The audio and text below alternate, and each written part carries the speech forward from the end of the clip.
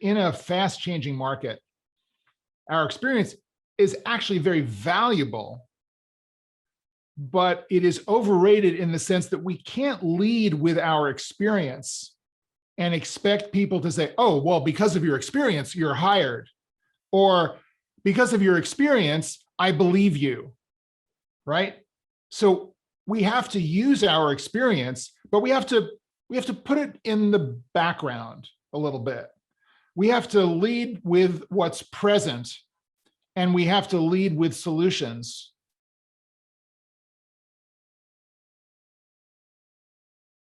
Welcome, everybody. I'm excited today to have John Tarnoff with us to talk about how your experience is overrated and how, if you understand that, you can set yourself up for a more sustainable career. There's a lot of changes going on right now in the marketplace, regardless of your age, and John's going to help us navigate that. Thank you so much for joining us today, John. It's a pleasure, Wade. Great to be here. So John is an executive and career transition coach, speaker, and author. He supports mid and late career professionals in defining, planning, and achieving more meaningful and sustainable careers. He's fired in 39% of his jobs during his 35 years as a film producer, studio executive, and tech entrepreneur. He learned how to turn setbacks into successes in volatile business. He reinvented his own career at 50, earning a master's degree in counseling psychology to share his career lessons with others going through similar challenges. And he's the author of the best-selling book, Boomer Reinvention, How to Create Your Dream Career Over 50. So there you go. So John, what's happened to experience? We used to talk about that, and that was always such a big deal. Right. What shifted? You know, the basic deal on this is that in a more steady state world that we used to live in, experience mattered because past performance was an indicator of future results. But as they say in the financial markets, that is not the case. And you can't really predict the future based on the past anymore. And that extends to employment and to people's jobs. So if you have a set of skills that worked for you in the past, that's great. But you have to demonstrate that you are able to build on those skills and make those skills and that experience relevant to today. You know, that's something that we talk about, whether it be sports or business, the whole, what have you done for me lately? And it brings about kind of a mindset that almost seems very selfish or cold or heartless. But I think a lot of people, we tend to forget that the marketplace is not a human. It doesn't have a heart per se. It has a certain way of doing things. That doesn't mean it's good or it's bad. It acknowledges what's great. And when we're perhaps younger and stronger and have a lot of energy, we're like, yes, this is awesome. Everything goes for me because I'm in that group. As we perhaps become part of that group that we've maybe watched our parents go through, said, oh, they're old, they don't know anything. And we start realizing that things are changing. And we, at least for me, I'll say, I'm 49. I hear myself saying things like those kids, those crazy kids, the stuff you hear on Scooby-Doo and whatnot. And you start realizing, oh gosh, I'm becoming part of that group. Right, right.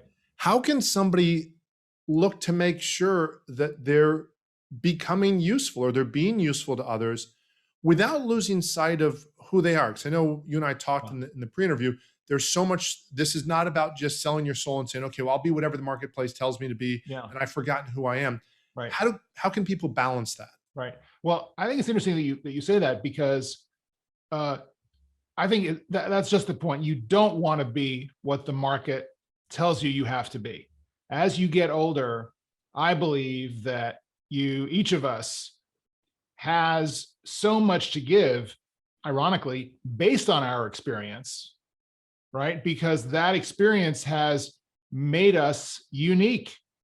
We may do the same job as the guy in the next office or the next cubicle or the next desk, but we do it our way, right? We do it based on the experiences that we've accumulated, the lessons that we've learned, the mistakes that we've made, and the personality that we are, the values that we hold as individuals. So I think the challenge really is to start by looking inward at who we are and not being afraid to apply who we are to what we do.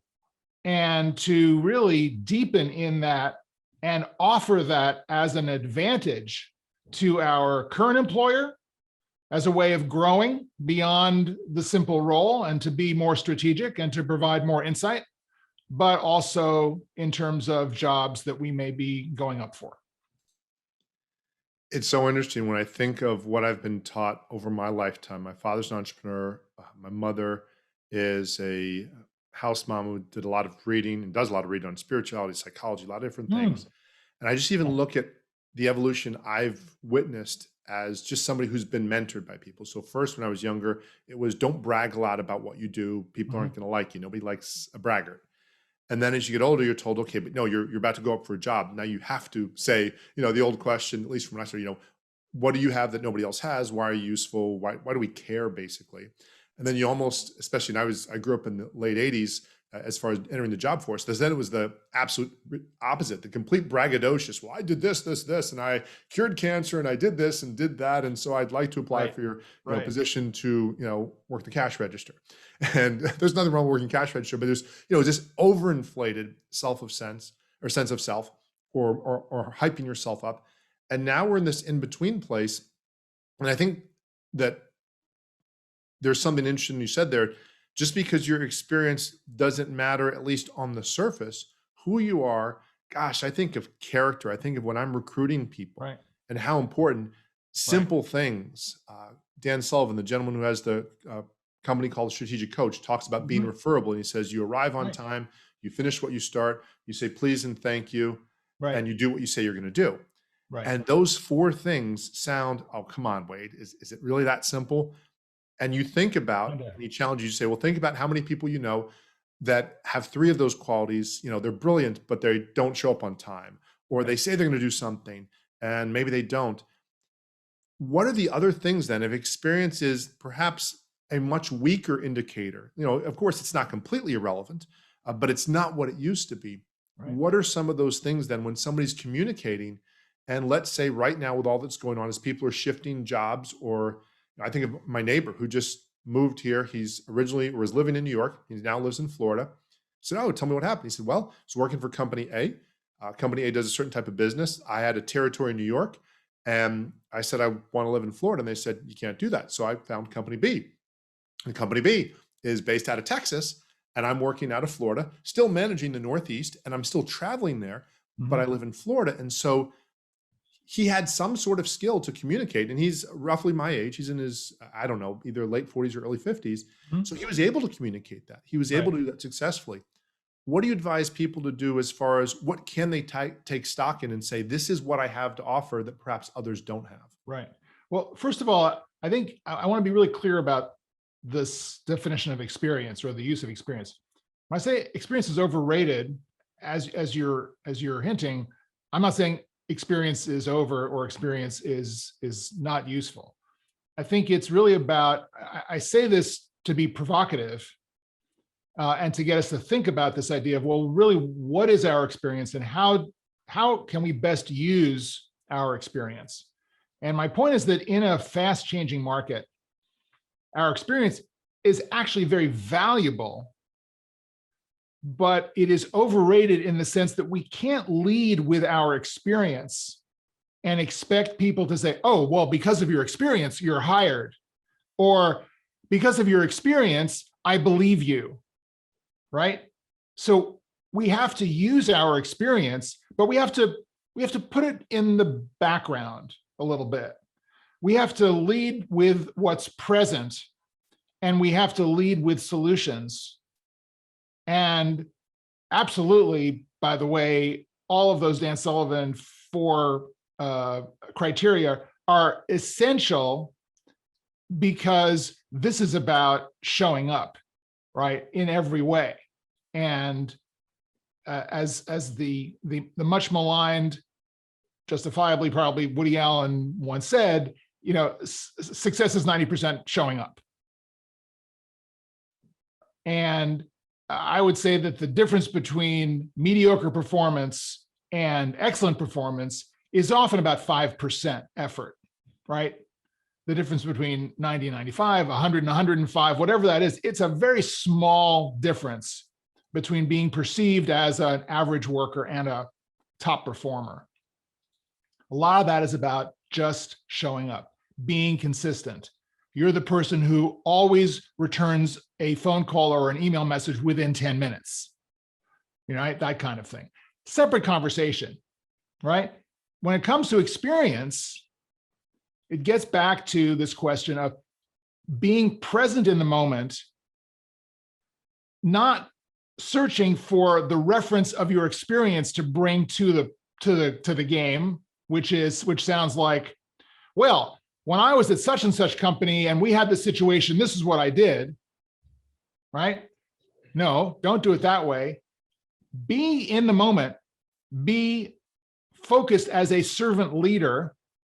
How can I help this person sitting in front of me, back to being in person perhaps, or on the screen? How can I help them, my colleague, solve the problem that they're on, answer the question that they have? Be in today's moment. Provide that solution. Let them come back to you and say, oh, that's interesting. Where did you get that? Tell me more about that solution. And even in that, answering that question, I would try to stay in the present. Say, well, here's how things work, right? You're in this situation. Here's the problem you're facing. Here are 3 ways to look at it. Here's why I think my solution works, because connect the dots for them. And they'll say, wow, this is amazing. So you've been around a long time. You've really thought these things through. It's like, oh yeah, I've had this problem many, many times before, and I've solved it a number of different ways. This is the best way. Eventually, they may get to asking you, so tell me about that. Tell me about your experience. And at that moment, talk about it, right? Don't kind of humble brag and go, oh, well, I just picked up a few things along the way. No, they want to know. At this point, they want to know what you did. They want to hear about it. But you see the sequence. Yeah, it reminds me so much of talking to my children. So my daughter is starting to get into skateboarding, and I still have she's 12 now. I have my skateboard from when I was 12. Right. And it looks different. The parts are named the same thing. I grew up in the generation that knows who Tony Hawk is. And of course, well, everybody, for the most part, if you're even remotely interested in skateboarding, knows who Tony Hawk is. Even old people but that was a household name for us that we already knew who that was. And a lot of the times I'll come in, and maybe this is also where the experience does not serve me. I'll come in thinking I already know the answer, and I'm not present to the moment. I'm given the answer from 30 years ago of what it was when I was her age, and saying, well, here's how you do. And what I realized specifically, I was smart enough to at least watch a couple of videos. He had a master class, Tony Hawk teaching some things, and some of the fundamentals are the same, but like 90% of it is stuff that I didn't know that's either newer, or at least it was new to me. And so I didn't have to backpedal and say, well, you do this. I said, hey, here's what I know. And eventually she reached a point after she stood on my board a few times, said, oh, tell me about your board. Tell me about, how did you make that? Oh, you guys built a ramp? You didn't buy a ramp? There wasn't like half pipes already made? No, we built a ramp out of wood from Home Depot because half pipes in mass were not mass produced yet. You had to make them. Cool, Dad. My dad is so cool. He makes... Exactly. And so it was a very different experience. But I think to your point, I had to learn to become more present to what she was doing, as opposed to assuming. And I think that's what you're saying here is a lot of this is that danger of being out of touch, whether it's saying that, Elvis is he's too bad because he's shaking his hips or something. We run the risk of sounding like, okay, now you've dated yourself. Yeah. You've defined the difference between a teacher and a mentor. And I think that's something which also comes up as we get older. And people talk about mentoring a lot. It's like, oh, mentoring is really good. It's really important. We need to foster a culture of mentoring here in this company. Well, the key difference is right there about this experience question. As you get older and you accumulate that experience, the temptation is to teach. Here's how to do it. But the value is in mentoring, which is helping someone else figure out how to do it without you telling them how to do it, right? You provide the support and the reflection and the feedback and the answers so that they can figure it out, which is obviously a much better way for them to learn, because then they can own that lesson, as opposed to, oh, well, this guy told me to do it this way, and I guess he knows something about it because he's done it a lot, but I still don't get it, right? And as we get older, we have the capacity to be mentors. Earlier on, as younger people, we're learning the ropes, we're learning the skill sets. We can teach it because this is how we're wired at this point, because we don't have that experience to be able to see all the angles, right? And we don't have the perspective to be able to understand, as you discovered with your daughter, that the value is in letting them figure it out. Yeah, that's mentoring so huge. is exactly, it's so huge. And I think, if you've been mentored in your life, you're going to understand that thread as you grow and become capable of mentoring.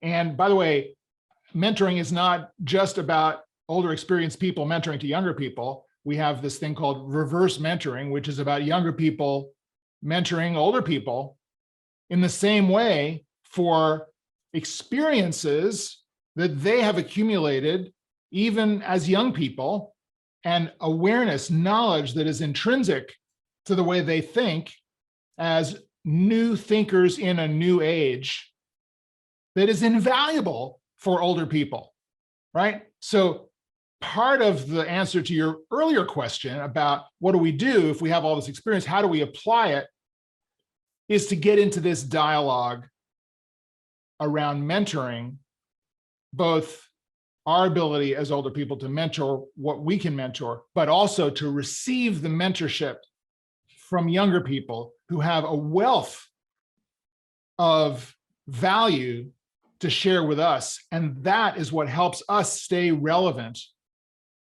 and actionable in this job market. Yeah, that is so huge. I listen to so many people talk about at least what's kind of one of these sort of classic, well, you can pick aside the whole boomer millennial thing conversation right now. Right. And, the jokes about the ads about it. And of course, a lot of them are funny, but you look at some of it and, okay, I'm 49. I'm a mid Gen Xer or whatever. Right. But long story short, when I look at this, what I see is, it's this interesting place. I'm not a millennial. I'm close to, definitely not a Gen Z. I'm not a boomer, but I'm watching this sort of, this ping pong match going back and forth sometimes. Right. And first of all, want to say to both of them, as a Gen Xer, both of y'all are out of touch. Like, you're both on one extreme. Right. I guess, because again, chronologically, I'm in between. So I have more of a perspective of both. Exactly. And realizing also, though, just the reality, whether the baby boomer generation likes it or not, the millennials are now, at least in the United States, the bigger buying market. So guess what? You can malign them, you can talk about them all you want, but they pay your bills unless you're fully retired or have the money set aside where you don't have to deal with that. That's your clientele. That's a huge part of your clientele. Right.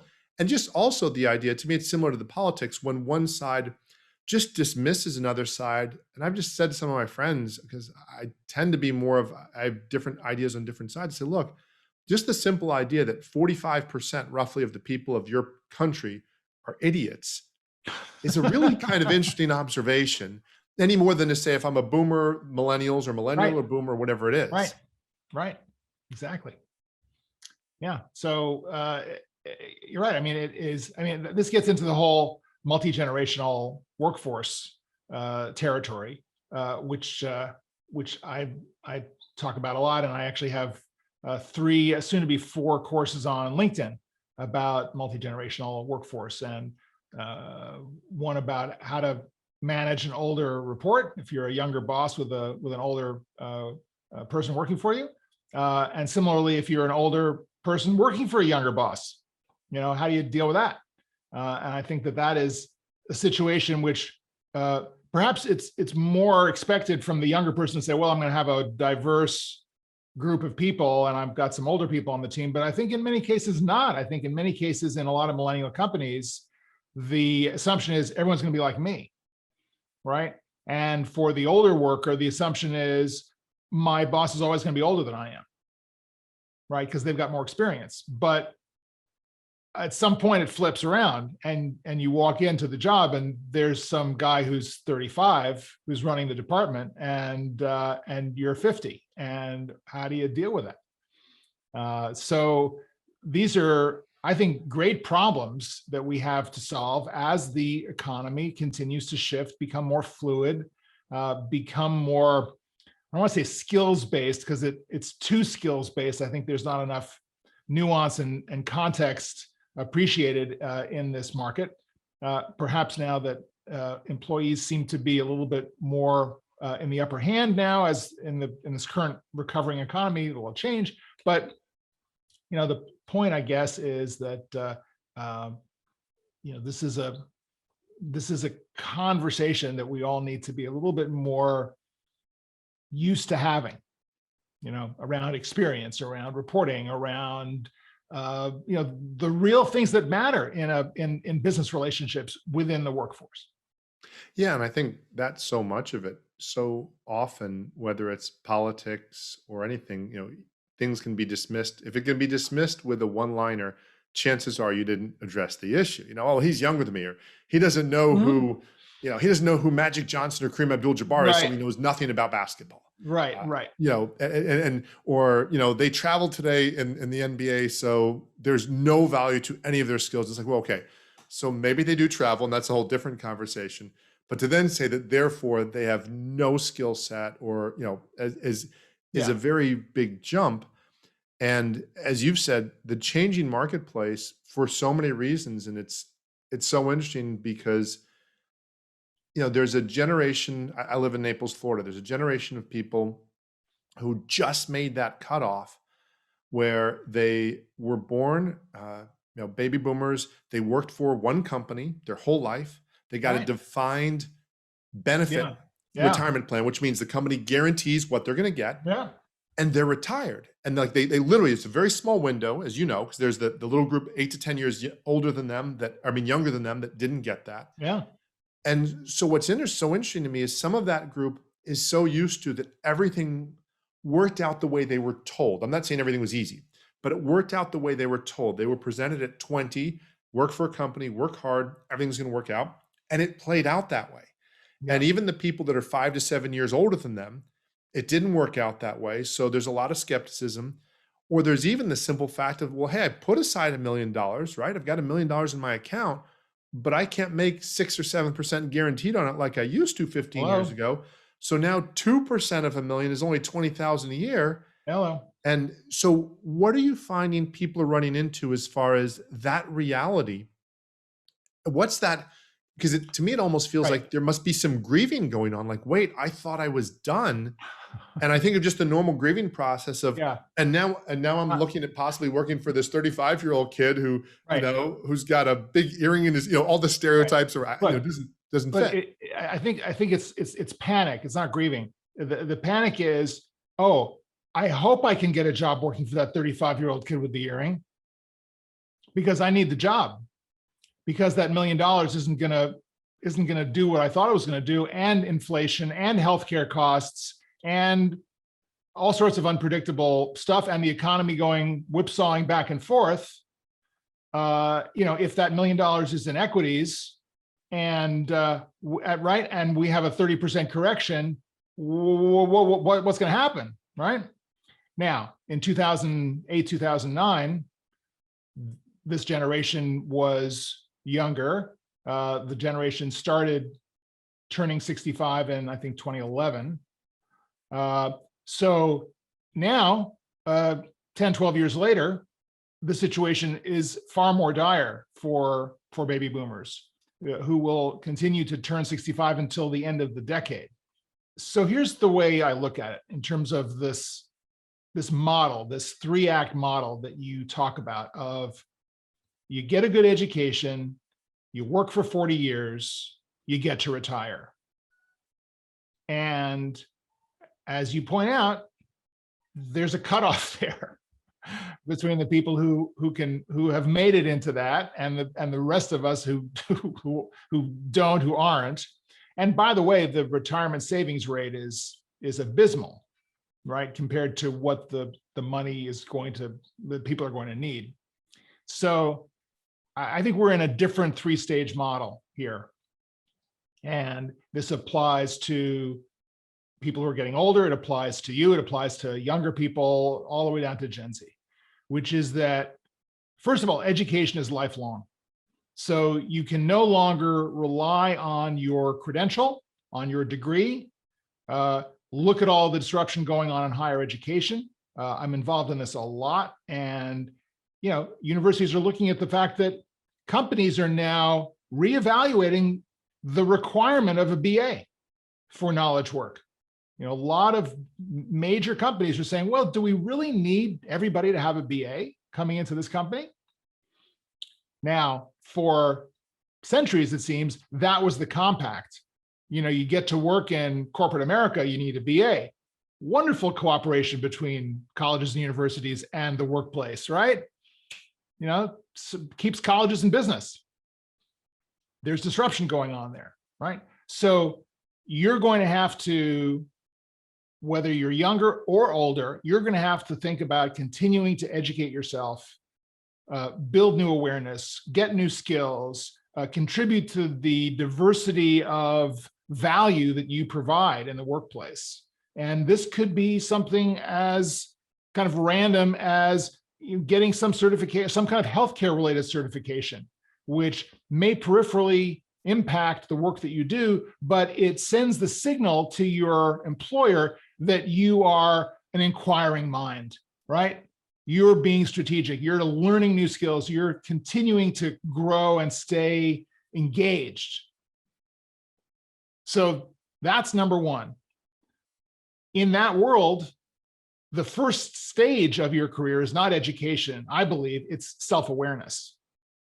You need to learn early on and keep working on who you are and why you do what you do, and capture the essence of that in your profile, right? I believe that's what the about section is for in your LinkedIn. It's not a recitation. It's not a bio. It's not a transposition of your resume in prose form. This is your kind of core branding statement. And you want to start that off when you're in your 20s, because that's going to help you make the right decision about the career you're going after and the value you're providing. And that gets into the second stage, which is this term generativity. And this was a term that the psychologist Erik Erikson used to apply to people actually later in their life stages who had come to a certain sense of self-awareness about what they could contribute. And then they focused their career on generating value based on that.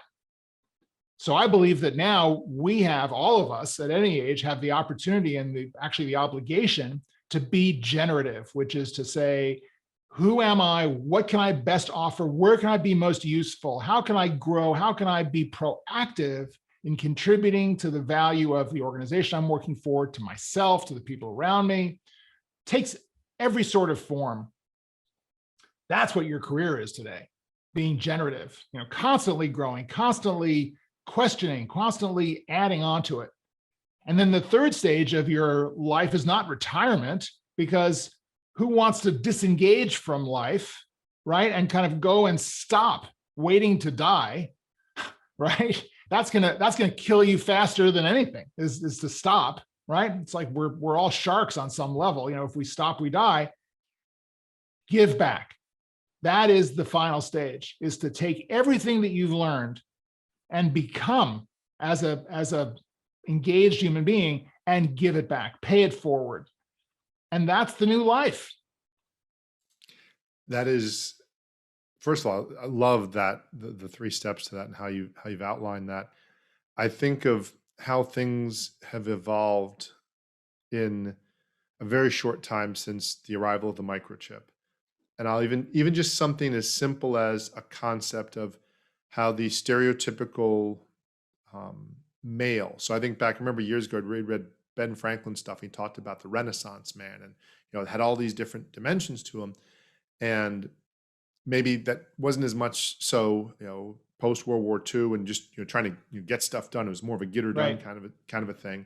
I even think of just the basic topic of either yoga or meditation, specifically meditation. That is something that 25, 30 years ago, other than the Beatles bringing it over, in the late Sure. 60s, that if you were to say that, most people say, well, I'm in the business world. I don't meditate. I Right. focus. And now if you read almost any book by any person, Russell Simmons, name a person, whatever it is, whatever Sure. genre, Yeah. somewhere in there. And if they don't use the word meditation, it's actually because they're trying not to turn off their audience. If you Right. talk to them, usually you'll say, oh Well, yeah, they'll describe meditation. Mindfulness. Exactly. Mindfulness. Yes. It's not meditation. It's mindfulness. And that is something that if you're still white knuckling onto what used to be and you're saying, I'm not going to do that. I'm Archie Bunker, damn it.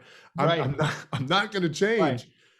The world's still going to evolve. And perhaps one of the things that's Yeah. been most interesting, I think, that's going on is as the world market is changing and as you can find people that can do a job for anywhere from a fifth to a tenth of the cost in different parts of the world. Sure. The Philippines, India, a lot of these places are not so behind as they used to be, socially, culturally, language-wise, and so Hardly. on. Yeah.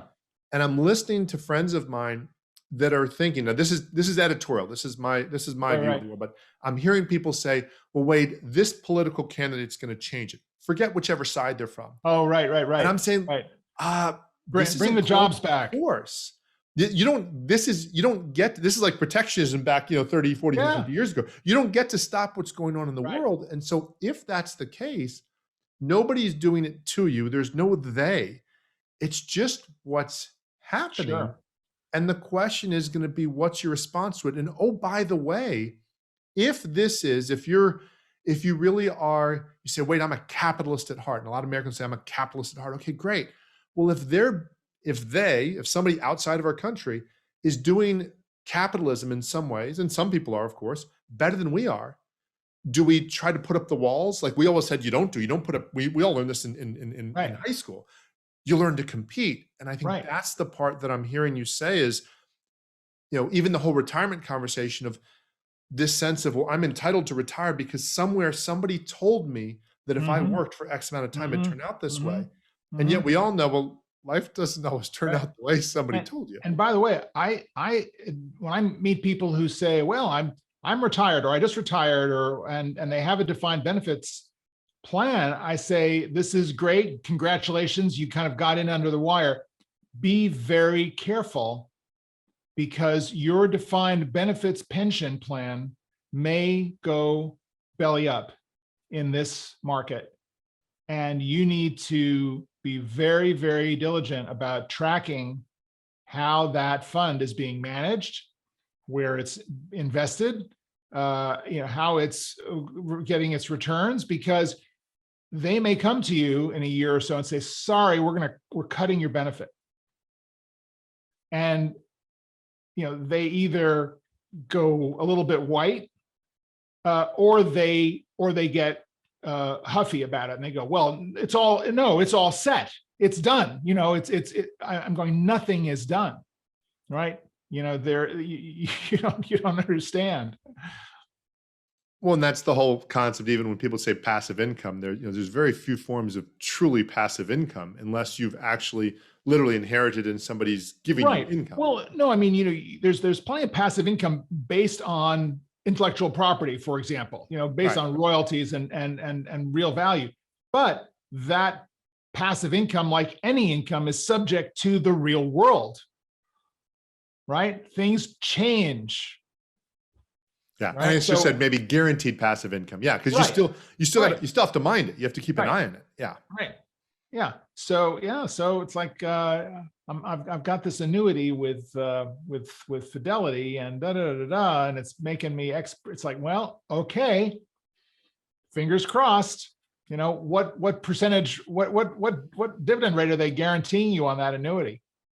Well, and that's the thing, coming from the insurance background, and we're from Florida, we'd have hurricanes come through and people would get all upset about the insurance prices. Mm-hmm. And Yeah. granted, there are some extremely crooked insurance companies and there's some great ones. Like, guess Right. what? Like any other profession, Sure. what do you know? Any business. And, you'd hear people get all upset. And I say, well, think about this. Said, because there was a time in Florida, we had literally a hurricane every other year. I said, look, Yeah. your house is worth, let's say, $300,000. So you're going to give me $1,000 today. I'm the insurance company. You're going to give me $1,000 next year and $1,000 in 3 years even. So in 3 years, you've given me $3,000 and a hurricane knocks down your house. How am I turning that into $300,000? And by the way, if I knew that, would I put up with your problems, or would I just compound the money? There's certain realities to it. So as people are looking at this, what would you say? And I think you hit on one part of it. What does continuous learning look like? Because we hear a lot of people say this. And so some people go extreme and say, okay, well, I've got to sign up for 20 courses, and each one of those courses is $1,000 a pop. And so, oh, great, John, you just told me to spend a bunch of money. Right. What's a simple version, or what's a getting started version? Even if, like you said, you might think, hey, I've got my stuff in order. I did my planning. What can that look like for people to at least start staying in touch with what's going on with the world? Right. Well, I'll give you a personal example of this. So I have a master's degree in counseling psychology, and I use that as a real knowledge base for the career coaching that I do. And I synthesize that with my business experience of being tossed around a lot and that 39% fired. So I've built up a certain amount of resilience-based skills, and combining these two together, I've developed a methodology. So my question has been, do I go out and get a dedicated coaching credential on top of that? And what I did was I polled my audience, right? I asked a friend, and I did a little bit of digging, and I talked to a bunch of other coaches in the space who were credentialed, and recruiters and corporate people. And I said, will this make me more marketable as a coach if I have this credential? And overwhelmingly, the answer was, not really. That do you want to be part of corporate training programs where you're kind of considered to be a credentialed coach who can come in and train people for a company? I'm going, nah, that's not really what I do. They said, well, then forget it. So I think the process that we all have to go through about getting more education is making sure that it is useful, relevant, and actually sought after. Is it going to help move the needle in what we do?